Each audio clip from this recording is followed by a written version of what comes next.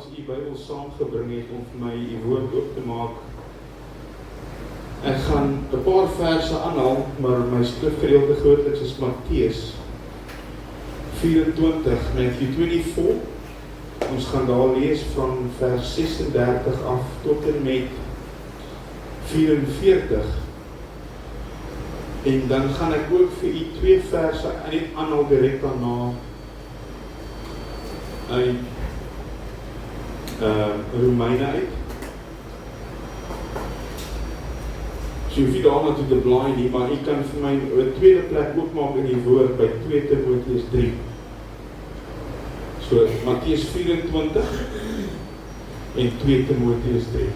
Duidelik en afsondering is, en ek met die Here praat, begin ek al hoe meer besef dat ons lewe in 'n tyd, en ek het my vrou vanoggend so gepraat, ons almal sê dat ons lewe in die eindtyd. As jy saam met stem sê amen. Amen. Maar weet jy wat is die hartseer van die feit dat ons sê ons lewe in die eindtyd?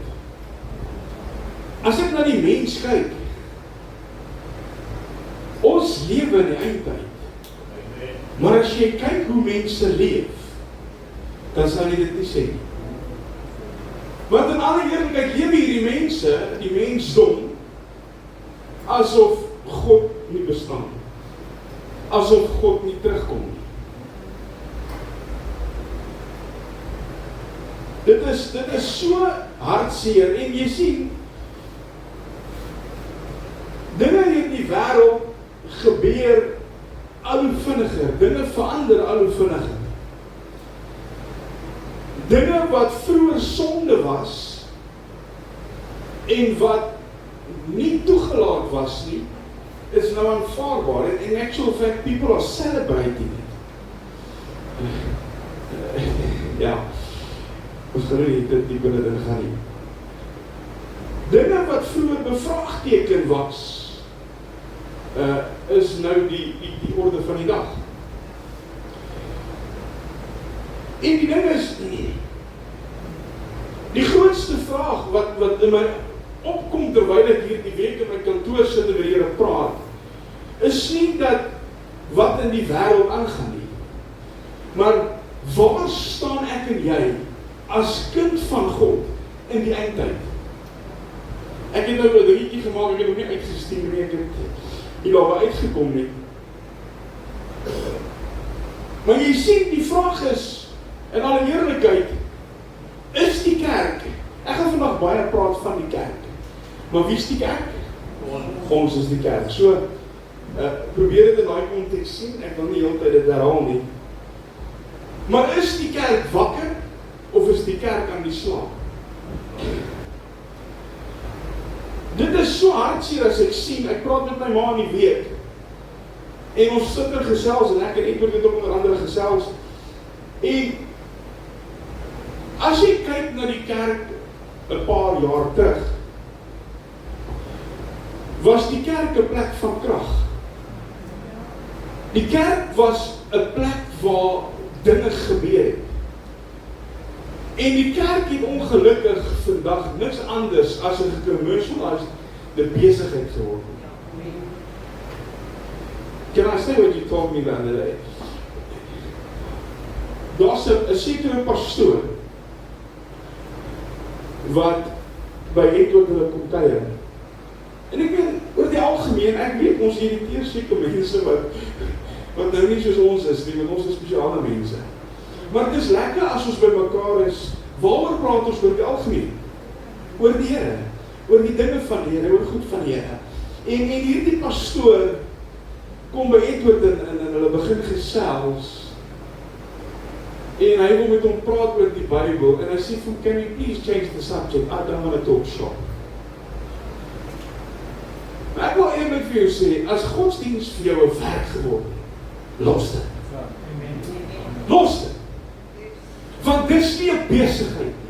Hier is 'n roeping, en dit is so groot voorreg om hier te kan staan. Julle weet nie wat dit vir my beteken, want ek hier kan staan en kan die woord van God bring.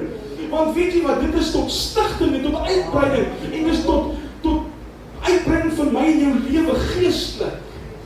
Allemaal mense sê, I don't want to talk shop. Jare terug as pastore en kerkmense op vakansie gegaan het, dan is een van die goeders wat jy in jou tas pak, jou pak klere wat jy aantrek kerk toe. En nou gaan ek die ding sê, maar deesdae word die pak klere by die huis gelaat, en op pad om op die highway te klim, stop die pastories by die bottelstoor, en hy wil eers sy 6 Smirnoff Sprinks koop vir die pad. Bekeer jou man. Bekeer jou. Kom ons lees gou saam. Matteus 24 vers 36.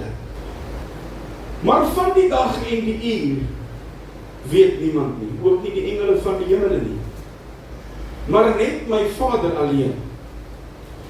En soos in die dag van Noag was, sal ook die koms van die seun van die mens wees, want net soos hulle was in die dae voor die sonvloed, toe hulle geëet en gedrink en getrou het, en in die huwelik uitgegee het, tot op die dag dat Noag in die ark gegaan het. En dit nie verstaan het nie, voordat die sonvloed gekom en almal weggevoer het nie. So sal ook die koms van die seun van die mens wees. Nou ek wil net gou, het iemand al die storie van Noag gekyk, die video, die movie. En daar is 'n verskeie weergawe, maar toe hy besig was vir al die jare, het die mense gedink die ou is in die bol getik. Hulle het gedink hy's mal. Nou moet jy verstaan, hulle bou hierdie ark en dit is 'n massiewe ding, dit is nie klein ding. En vir hoeveel jaar, en is in die middel van die woestyn. En die mense regtig sê, dit is silly. Maar die mense, alhoewel hulle hom uitgelag het, was hulle so besig met hulle lewe.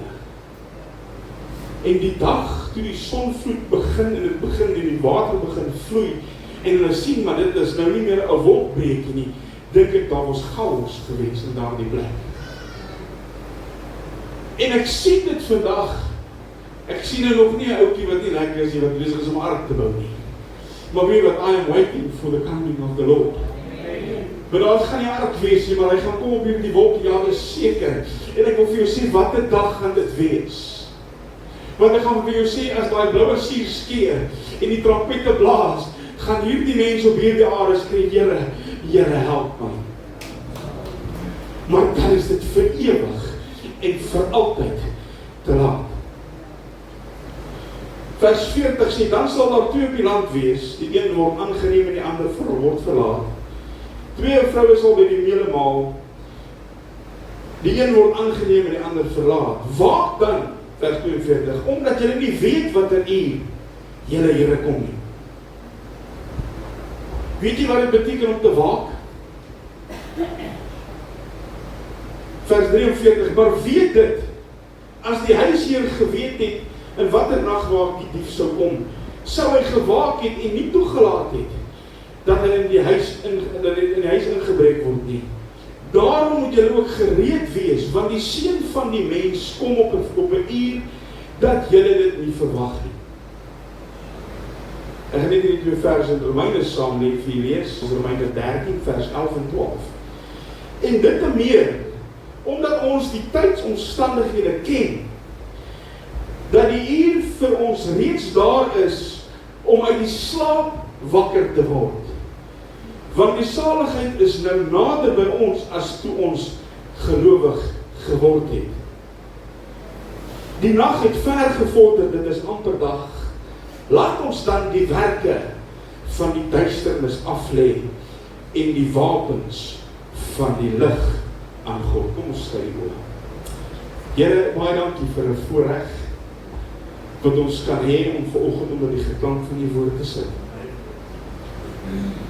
Here, ek wil vanoggend bid en ek wil vra dat elke persoon, Here, wat in hierdie plek sit, Here, gehoor sal gee vanoggend aan die woord en die inspraak van God se Gees in ons lewe.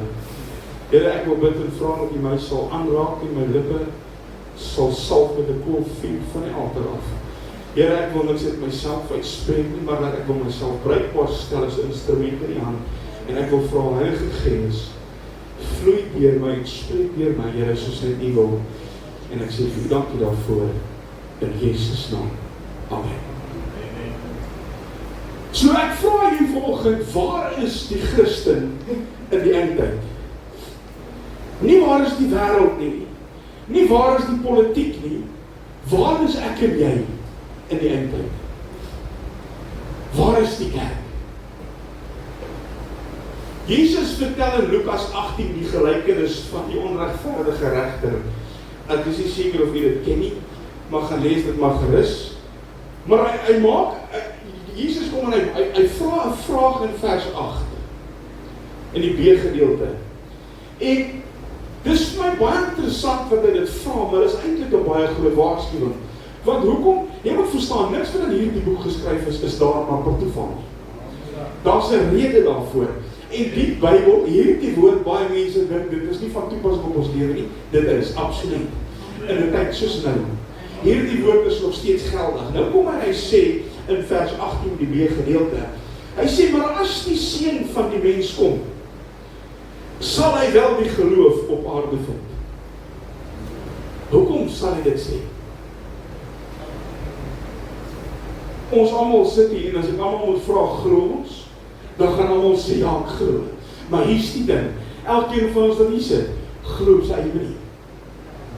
Ek sê nie dis reg nie, ek sê nie dis verkeerd nie, maar die ding is, hoekom sal die Here dan hierdie vraag vra, maar as die seun van die mens kom, sal hy wel die geloof op die aarde vind? Dis 'n skokkende vraag. Maar dit weer eens sê vir my waar die kinders van die Here staan en wat op pad is. Want hy vra nie sal daar kerke wees nie, want daar's amper te veel. Maar hy vra, sal daar geloof wees? Jy sien, die wêreld is besig om homself voor te berei. Die Bybel praat van baringsnood. En as ons om ons kyk, sien ons wat aangaan. Hoe die wêreld uitroep, die einde is in sig. Maar die ding is, ons sien dinge wat nog nooit was nie. Morele verval, oral is geweld en doodslaan, oorlog en gaan kyk in kerke, hoeveel waarheid word verdraai, sodat die mens pas. Hoeveel preke word aangepas, sodat die mense gelukkig gehou kan word, en nie die woord gesny word, soos dit veronderstel is om te doen nie. En dit is vir my hartseer, want weet jy wat, die Here moet daai manne help, en die Here moet my help. Want soos ek hier staan, is U bloed op my hande.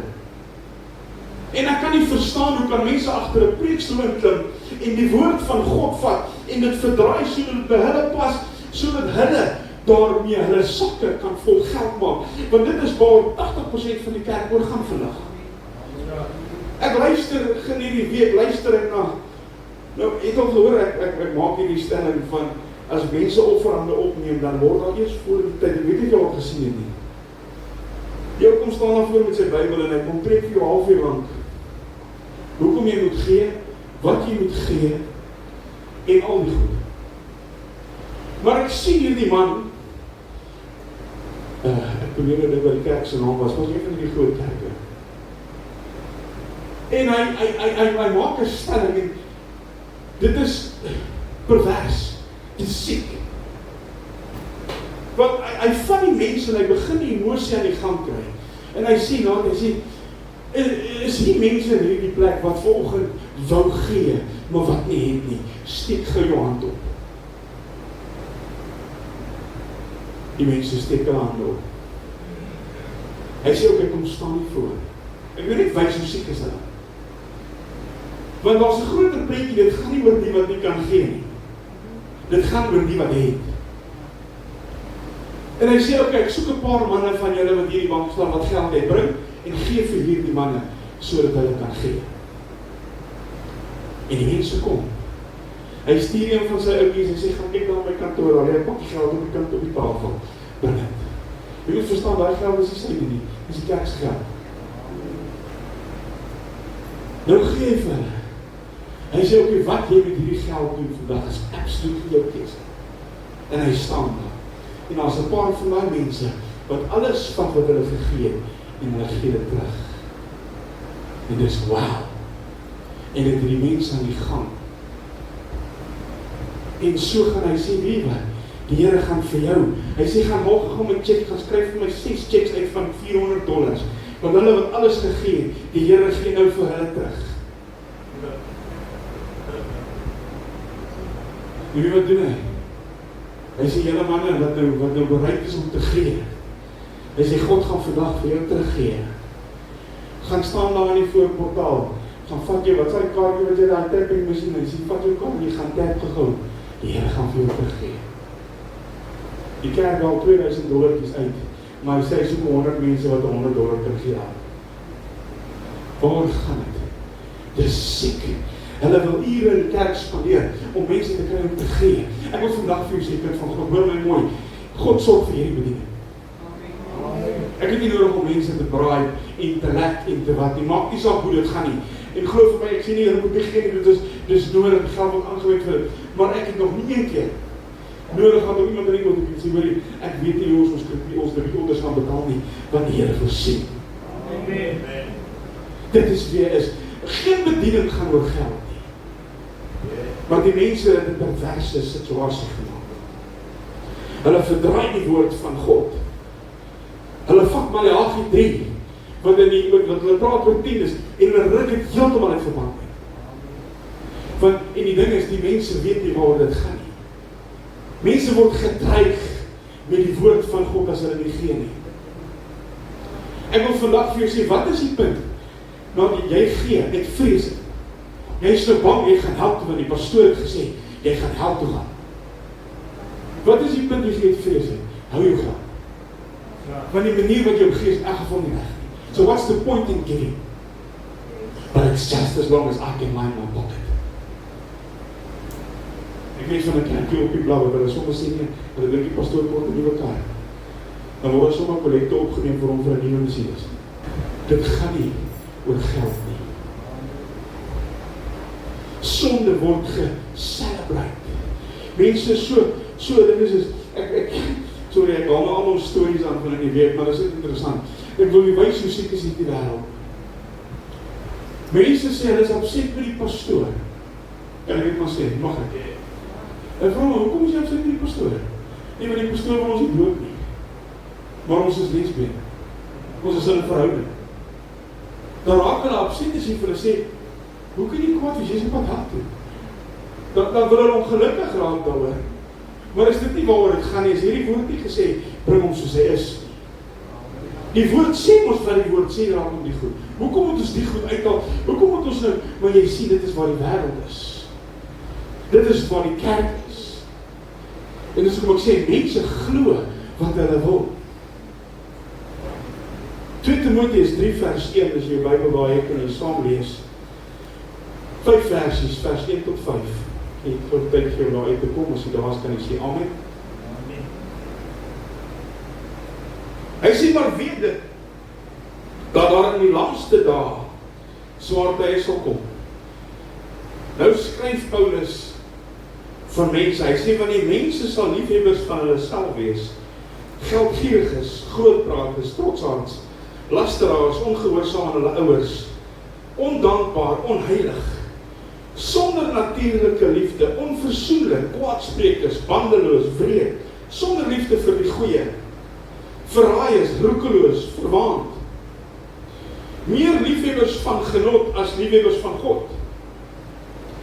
Mense wat die gedaante van godsaligheid het, maar die krag daarvan verloor het. Dit is wat om ons aan die gang is vandag. Orals waar jy kyk, sien jy dit wat ons hier geskryf, wat hier in die woord geskryf staan. Dit is presies waar ons is. Dit is die orde van die dag. En die grootste hartseer van die eindtyd is nie die volopheid van die sonde nie. Want jy weet, dit is ons baie maal wat ons doen as kinders van die Here. As jy 'n man hier inkom wat jy weet is 'n alkoholverslaafde, dan wil ons na die sonde vaskyk in steede aan sy redding wat God ook kan gee. Maar as jy kyk na dit, en dit is so hartseer om te weet dat die kerk staan te midde van al hierdie goed. Tjoepstil en sê nie 'n woord nie. Dit sluit my nou in, hoor. Want ons wil nie mense is opset nie.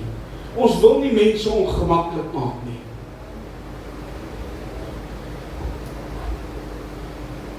Die kerk staan swygend in die omstandighede. Weet jy hoekom? Want die kerk het koud geword. Die kerk het aan die slaap geraak.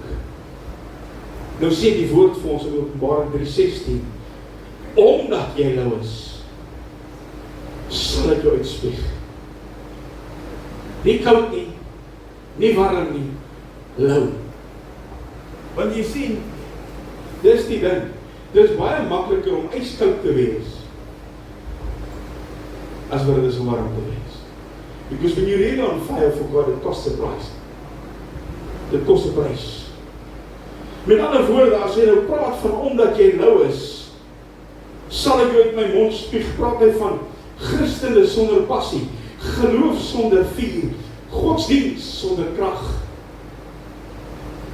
En dis hoekom ek vir my ma gesê in hierdie week, as jy na die kerk kyk, die kerk is mors dood. Daar is nie krag meer in die kerk te sien nie.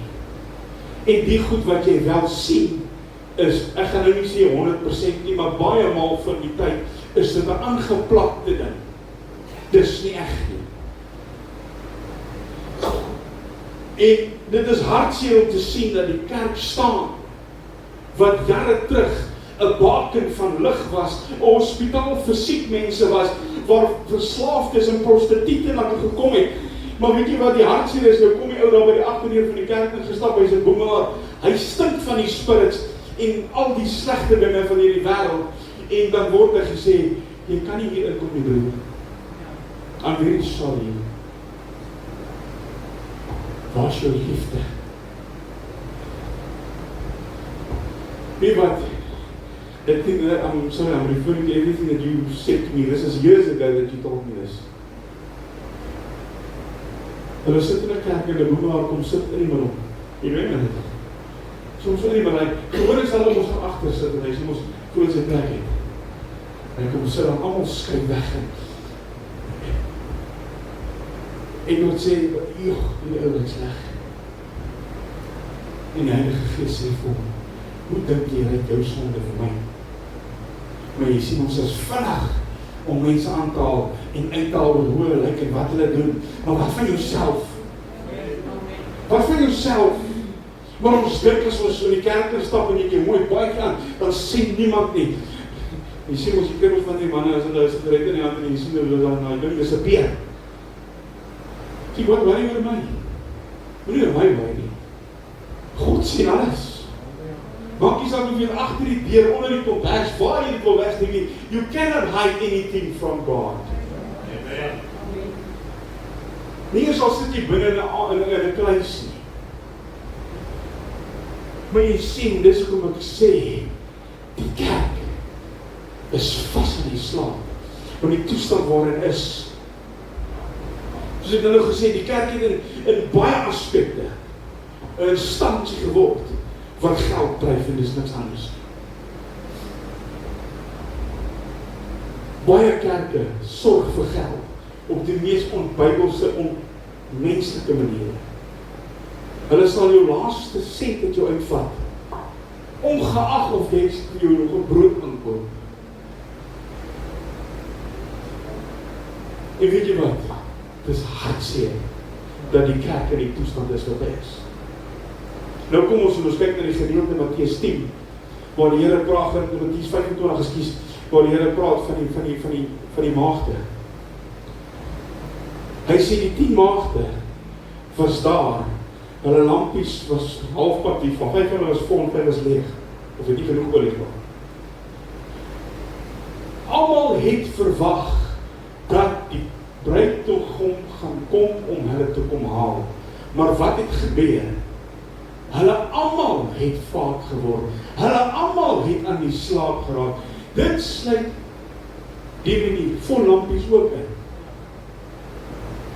Wat se slaap praat hy van? Geestelike slaap. Want die kerk het geestelik aan die slaap geraak. Want hoor my mooi, as jy hom verwag het, en jy gereed was jou lampie vol, al het jy moeg geraak. Hulle almal het vaak geword en in die slaap geraak. En hoor my mooi, dit is presies waar die kerk vandag is. Die kerk is vandag geestelik aan die slaap. Die wêreld skreeu uit dat die einde is in sig. Ons lewe in die laaste dae. Maar as ek so kyk, dan lyk dit nie so. Weet jy, wanneer ek kyk na mense se geestelike lewe se dringendheid, lyk dit heel anders as wat die oorlosie vir my sê, hoe dit moet wees. Want jy sien, Bybels lê vir dae oprakking. Dit word nie opgemaak nie. Maar my selfoon, ek kan dit nie vir 'n oomblik los nie. Ek kan hom nie neersit nie. En dit is sad. Ek weet nie of jy die nuwe fone het nie. Hulle sê vir jou hoeveel tyd jy op wat se goed spandeer. It's a scary thing. When you go and you see how much time you spend. Ek en my vrou speel 'n game wat karretjies paak beteken. En ek sê vir ek is te bang om te gaan kyk. Ek ry daai karretjies op petrol klap, ek kan nie gepaak nie.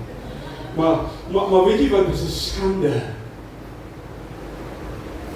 Want wat van hierdie kosbare woord van God? Hy is nie vir jou gegee om maar net daar te lê nie. Weet wat? Vra jouself bietjie die vraag of hoeveel tyd spandeer jy werklik? Nie wat jy sê nie, werklik in die woord van God. Gebed word iets wat net vinnig gebeur voor ek eet en voor ek slaap. Kerk word opsioneel. As daar iets anders opkom, dan is dit baie maklik om te sê, weet wat, is fyn, ons sal volgende Sondag weer die kerk gaan nêrens heen nie. Ons praat oor alles, oor sport, oor al die dinge. Geld, politiek, die oorloë. Maar hoe baie praat ons werklik van Jesus Christus? Ons sonde wat ons gepla het in die begin, pla ons nie meer nie. Ek is dankbaar vir die weet van met wie ek praat, wat die dinge wat jou gepla het, pla jou nou nog meer. Dit is awesome as die Here so werk. Maar baie van ons kom op 'n plek waar die dinge wat jy nie veronderstel is om te doen nie, vind jy nie meer so erg nie. Ons raak gemaklik met die wêreldse dinge. Ek luister na my skoonsister gister. En weet jy wat, ek haal my hoed vir haar. Sy het iemand wat by hulle in die erf bly, en die meisiekind. Die vrou se meisiekind is in 'n lesbiese verhouding.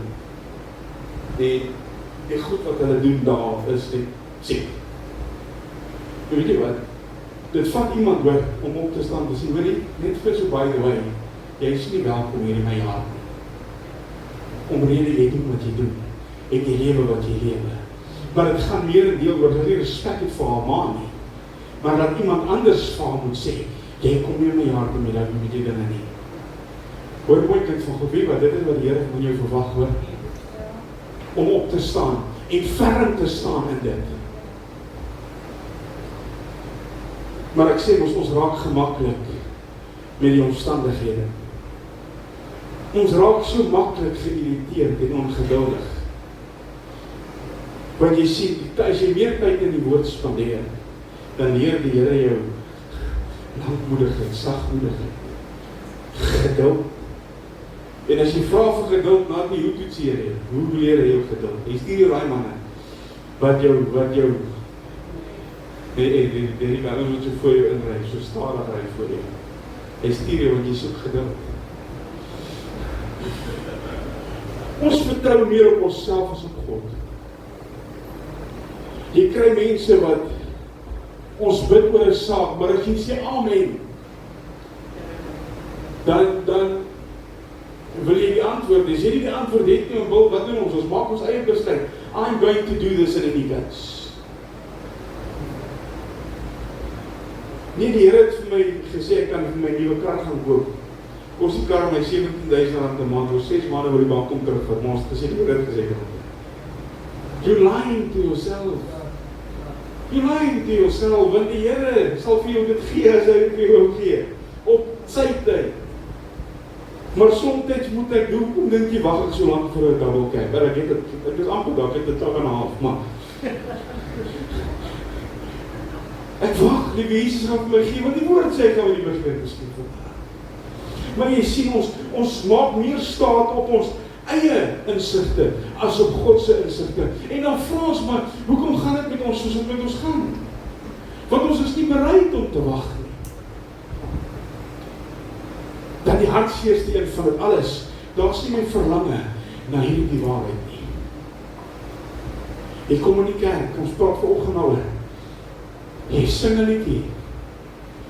Jy verstaan, ons Pinkstermense, ons 10 koortjies wat ons ore uitkom. Maar wie wat, mag die Here gee, dat 'n koortjie nooit net woorde word, wat iemand net sing, for the sake of singing it. Want hoor my mooi, touching Jesus is all that matters, because your life will never, ever be the same again. Kind van God, hoor my mooi, as jy God aanraak, kan jy onmoontlik nie dieselfde wees nie. Mag die Here gee dat daai nie net 'n liedjie in my lewe word nie, maar dat egtig sal bly, want ek weet wat gebeur wanneer ek God aanraak, of wanneer hy my aanraak. Because things happen, things change. Maar jy sien, dit is waar ons sit vandag. Alles het net normaal geword. Ons sien wat aan die gang is hier buite, maar mense lewe asof God nie terugkom nie. Ek sê vanoggend vir my vrou, as ek nou so geseënd was om te kon weet, dat die Here Jesus middag 5:00 kom om ons te kom haal. Ek wil vandag vir jou vra, kind van God, dink jy hierdie plek sou leeg gewees het as die mense geweet het? Ek het vir hulle gesê, die Here kom vanmiddag 5:00 en hy kom. Hier sou nie 'n plekkie gewees het vir 'n swart neertjie meer op plek nie, want almal sou gehardloop het om hulle lewe met God in orde te kry. Maar ons sien ons lewe in die laaste dae en ons weet waaroor dit gaan. Wat kyk hoe lewe die kerk. Almal sou hier gewees het. Hulle sou hulle oë uitgehou het voor God en gerepent het en gevra, die Here, vergewe my vir my sondes.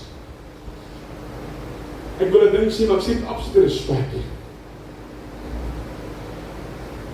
Die onsse Vader, Here, vergewe ons oortredinge, soos U ons vergewe. Vergewe ons, Here. Maar ons sê dit so, ag Here, vergewe my sondes. Baie dankie. Amen. Kan ek jou skok? Dis nie sondebelydenis nie, hoor. Wanneer jy reg berou het voor God, oor dit wat jy gedoen het, en jou knie buig en jy sê, Here, ek kan nie verstaan hoe kon ek dit gedoen het nie. Ja. Hoe kon ek dit doen, Here? En dit maak jou seer om te dink wat jy aan God gedoen het.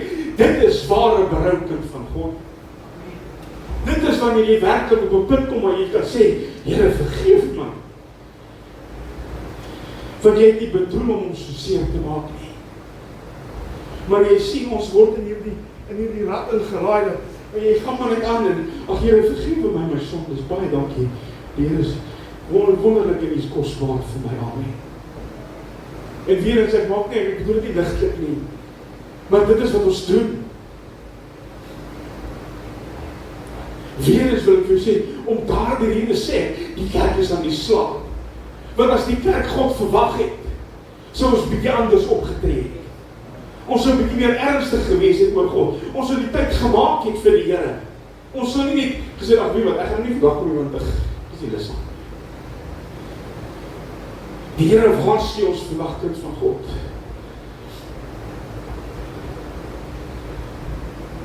In 1 Tessalonisense 5:6 sê hy vir ons, laat ons dan nie slaap soos die ander nie, maar laat ons waak en nigter wees. Die eindtyd, die tyd waarin ons leef, kind van God, vra vir radikale kinders van die Here. As ons gaan kyk na Paulus en Johannes en al die mense wat vir God gewerk het, wat vir ons genoem is, hulle was radikaal. Hulle het gestaan, hulle het nie gehuiwer nie. Hierdie tyd wat in ons in leef, vra nie vir halfhartige geloof nie. Hierdie tyd waarin ons leef, vra vir manne en vroue wat sal wakker wees. Manne en vroue wat bereid is om te bid en te buig voor die Here. Maar weet jy wat, dit is die hartseer ding. As jy kyk na die hoeveelheid mense wat waarlik voor God lê en God se aangesig soek, dis 'n skande. Daar's 'n gesegde, en sorry, julle kan maar kwaad word vir my. Daar's 'n gesegde wat sê, 'n biddende kerk is 'n kerk wat werk. Amen. Kan ek jou gou skok? Op Woensdag aand, tussen 9 en 10 mense. Maar ons lewe die laaste dae, pastoor. Ons verwag die Here, pastoor. Die Here soek manne en vroue wat sal heilig lewe.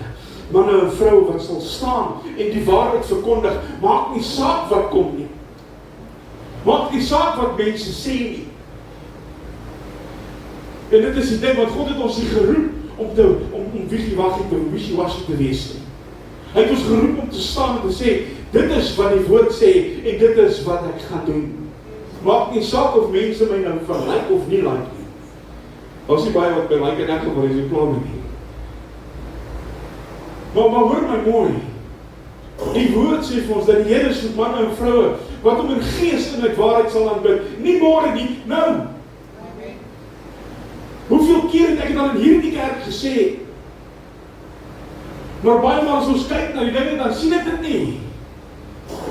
Want jy sien, die evangelie kos ongelukkige prys. Dit kos opoffering, dit kos jou tyd.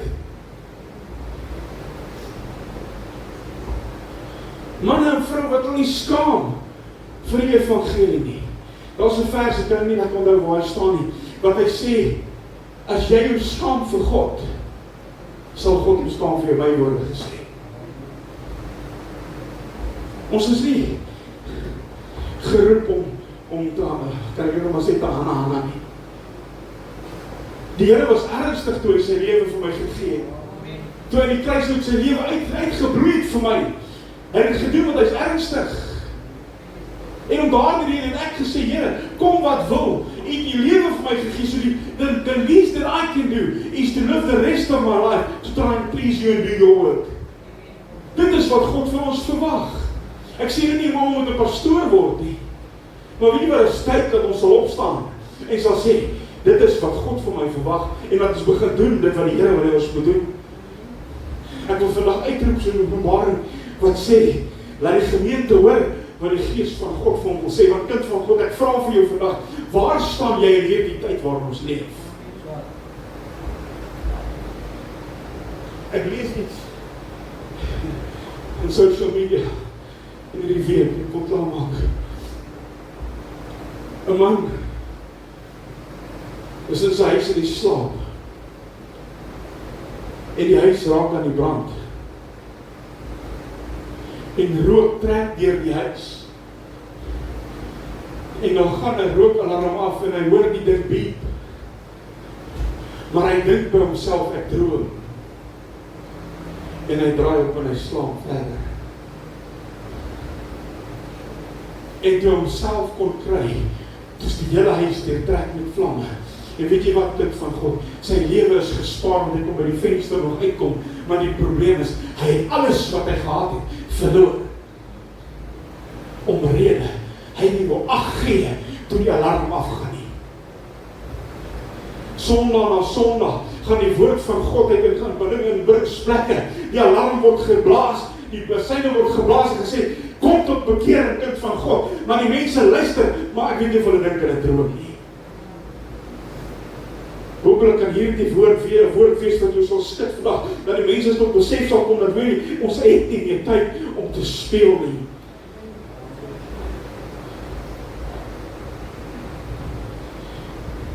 Jy sien, die probleem van daai man se waarskuwing was nie gewees dat hy nie daar was nie. Die probleem was, hy het te lekker geslaap. Ek weet nie of julle kan onthou, ek het so 2 jaar terug, het ek gepraat oor 'n boodskap van die Bybel, het ek sê, die duiwel sis jou aan die slaap. Dis wat hy doen, kind van God. And believe me, he's very good in doing that. Hy kom en hy sing vir die mooiste ou lullaby. Ag nee, man. Wat is ons nie so erg nie? 3 nights. In the meantime, as jy ooit veer, as jy vas in slaap, en alles op jou is aan die brand. Matteus 25:6. Hy sê, in middernag was daar 'n groep, daar kom die bruidegom, gaan hom uit tegemoet. Toe daai ou se alarm afgaan in sy huis, was in die noodroep om te sê, word wakker, daar's iets aan die gang. Vandag in kerk is het gesê, word die woord uitgesê, word wakker. Die koms van die Here is voor die deur, maar die kerk sit aan die slaap. En weet wat bra, daar's 'n roepstem vandag wat uitroep in hierdie plek.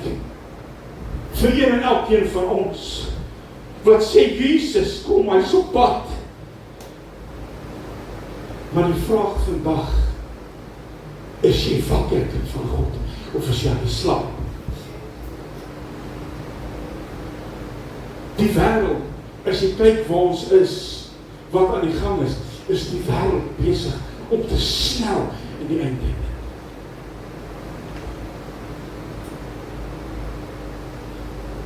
En die belangrikste vraag vandag is, waar is jy, kind van God, in die laaste dag? Waar staan jy in die laaste dag? Waar bevind jy jouself? Is jy wakker of slaap jy? Is jy warm? Of het jy nou geword? Want jy sien, Openbaring 2:22 sê, kyk, ek kom gou. Kyk, ek kom gou. En ek vra vir jou, hoe gaan God jou vind? Waarmee gaan jy jou besig vind? Waarmee gaan jy jou besig vind? Wat doen jy mooi? Is jy vandag hier, kan jy vir my sê, ek is reg om my skieper te word? Wees jy dit met jouself? Ek wil vra waar jy sit, dat jy oor my sal sluit. Ek wil regtig hê dat jy moet aandagtig luister.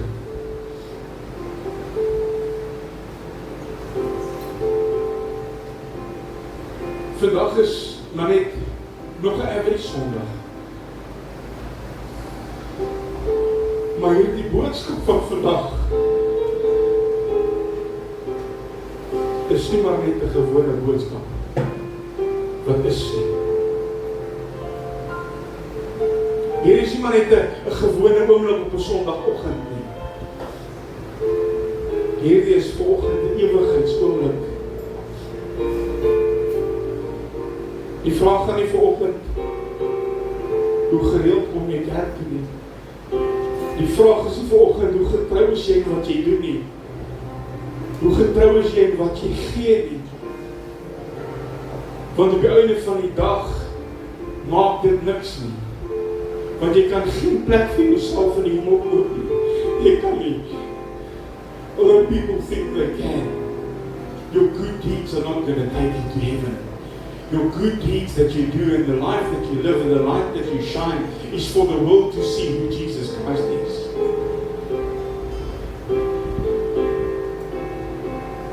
Weer sê ek vir dit gaan nie volgens oor hoe gereed die kerk te kom. Die vraag is jy reg om vandag as Jesus kom, jou Skieper in die oë te kyk? Is jy gereed om te sê, Here, hier is ek. Ek is reg om te gaan. Of het jy dalk wegbeweeg, het jy dalk stil geraak, het die wêreld dalk jou hart stadig weggesteel van God af. Miskien sê jy volgende en jy sê dalk, maar Here, daar was 'n tyd wat ek gebid. Daar's 'n tyd wat ek tyd gemaak het vir die woord. Daar's 'n tyd wat ek aan die brand was. Daar's 'n tyd wat ek ywerig was. Gereeld gebid, ek het God gesoek. Daar was 'n tyd wat ek so naby aan U gelewe het, maar Here, ek voel dit nie meer in my lewe nie. Ek is nie meer daar nie. Hoe vandag vir jou sê God praat met jou hierdie oggend. Die Here roep jou terug om op 'n plek te kom waar jy kan weet dat jou saak in die lewe in orde is.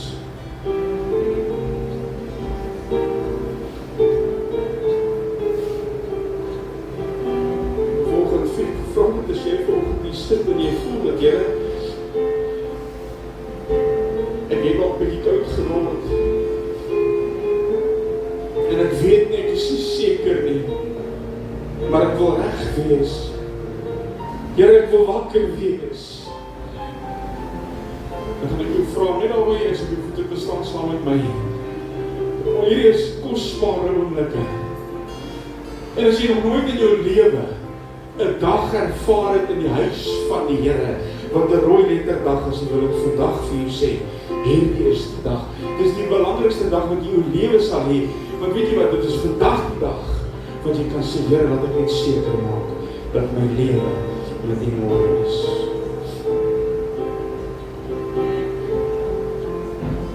So ek wil vir jou vra, as jy voel dat jy wil seker maak, ek wil staan net saam met jou voete. Ek staan self hier vanoggend en ek wil sê, Here, ek bieg. Ek weet daar's tekortkominge in my lewe. Maak nie saak wie ek is nie, maak nie saak of ek die pastoor van die kerk is nie. Dit maak my nie minder mens. Ek is nie heilig en vlieg met goue vlerkies hier moet nie. Ek staan en ek sê vir die Here vanoggend self, Here, my tekortkominge, dat ek net die geleentheid gebruik dat ek kan seker maak dat my lewe in orde is. Ek gaan vir jou vra dat ek wanneer jy daar staan, die oë sal sluit.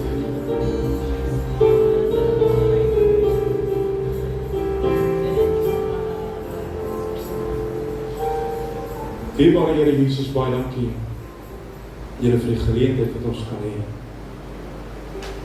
om te staan in 'n plek van aanbidding. En Here, U sien volgende en U ken elke persoon se hart wat in hierdie plek staan. Here, hierdie is vandag 'n baie belangrike dag in die se lewens wat gekies het dat dit moet wees. Want Here, môre kan vir my vir ewig en vir altyd te laat wees. Here, ek wil vir U dankie sê dat U met ons gepraat het deur hierdie woord, dat U hierdie week met my gepraat het hierdeur. Here, dat ons kan stopvat om seker te maak waar ons is en waar ons staan met U. Here, en ek wil bid en vra vir elke persoon wat hier staan, vir die wat al voel hulle wou staan, maar nie gestaan het, Here. Laat hy weer een en elk vir ons stil staan, dat ons sal seker maak, en ek dank U, Here, vir die geleentheid wat ons kan hê, om te kan staan, te kan herken, en te sê, Here, I need your help in my life. I need your change in my life. En dankie dat ons vandag kan uitroep, en vra om alle eerlikheid, Here, en te sê, vergewe ons. Here, ons tekortkominge, waar ons foute maak, Here, waar ons U teleerstel elke dag. En dankie vir die geleentheid, wat ons kan hê om uit te roep na U toe in 'n dag soos hierdie. En dankie, Here, dat ons weet, Here, U wil kon van die hemel op die aarde afkyk, en sien wat vanoggend in hierdie plek gebeur.